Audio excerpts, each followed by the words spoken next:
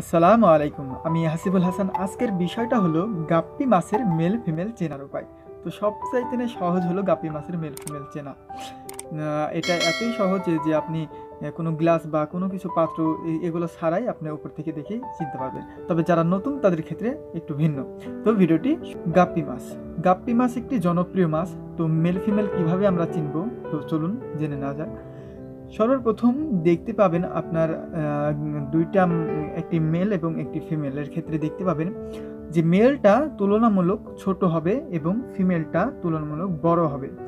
মেলটার কালারটা হবে অনেক সুন্দর এবং দেখতে অনেক সুন্দর লাগবে, স্লিম বডি, চিকন শেপ থাকবে। অন্যদিকে ফিমেলের ক্ষেত্রে তারা তাদের পেটটা একটু মোটা হবে এবং শরীরটাও মোটা হয়ে যাবে, স্লিম বডি হবে না তাদের ক্ষেত্রে। আরেকটি পদ্ধতি হলো মেলটার ক্ষেত্রে উপরে যে হাইফিন যে পাখাটা আছে ওটা হবে লম্বা এবং বড়। ফিমেলের ক্ষেত্রে পাখাটি হবে ছোট। তো মেলটা হবে চিকন, দেখতে বেশি সুন্দর এবং রঙিন বেশি।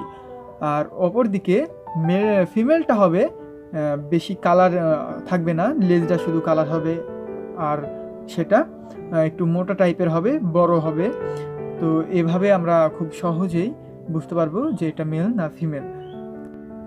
আশা করি বোঝাতে পারছি। তো ভিডিওটা আজকে এই পর্যন্তই। ভালো থাকবেন, সুস্থ থাকবেন। আল্লাহ হাফেজ।